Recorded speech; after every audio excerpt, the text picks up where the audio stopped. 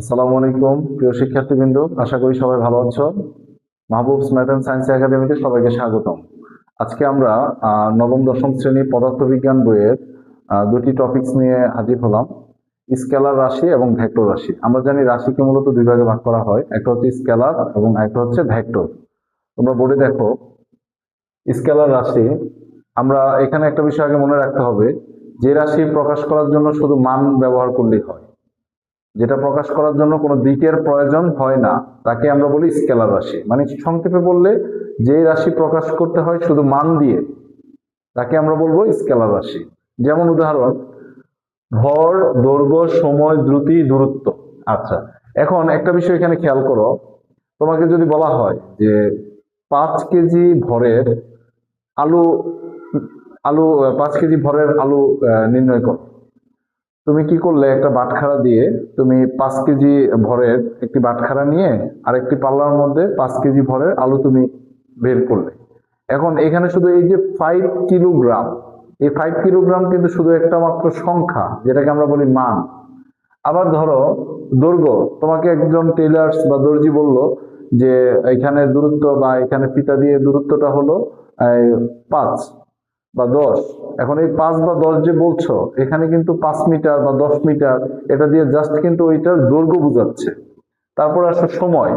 তোমাকে এখন জিজ্ঞেস করলো যে কেউ, যে এখন সময় কয়টা, তুমি বললা যে এখন সময় 10টা। তো এই যে 10 বলছো, 10টা কি কোনো উত্তর দিক বা দক্ষিণ দিক বলছো না? তার মানে এখানে শুধু জাস্ট একটা সংখ্যা ব্যবহার করতেছো। এই সংখ্যাটা যে ব্যবহার করছো, সংখ্যাটাই মানে হচ্ছে কি একটা মান। আর শুধুমাত্র মান দিয়ে যে রাশি প্রকাশ করা হবে সেটাই হচ্ছে স্কেলার রাশি। তারপর এখানে দূরত্ব আসবে বা দ্রুতি আসবে, এইভাবে আমরা কিন্তু এই বিষয়টা বুঝতে পারি। তারপরে আসো ভেক্টর রাশি। ভেক্টর রাশির বেলায় মান এবং দিক দুটি প্রকাশ করতে হয়। তার মানে যে রাশি মান এবং দিক দুটি প্রয়োজন হয়, তাকে আমরা বলবো ভেক্টর রাশি। যেমন আসো সরণ। সরণের কিন্তু একটি নির্দিষ্ট দিক আছে এবং তার নির্দিষ্ট একটা মান আছে।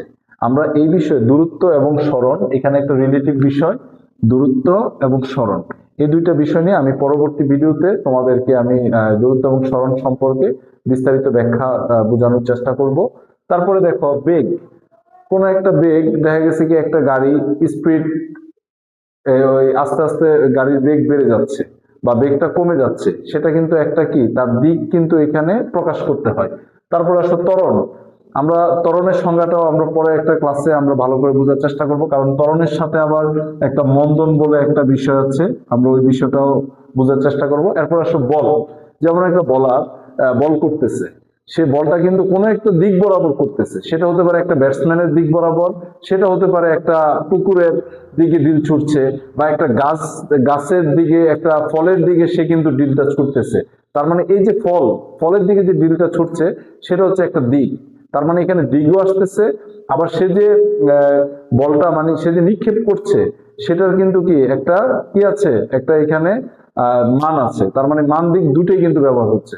তাই আমরা বলতে পারি যে মান এবং দিক দুটি ব্যবহার হলে সেটা হবে ভেক্টর, আর শুধুমাত্র মান বা সংখ্যা ব্যবহার হবে সেটা হবে স্কেলার। আশা করি সবাই বুঝতে পেরেছ।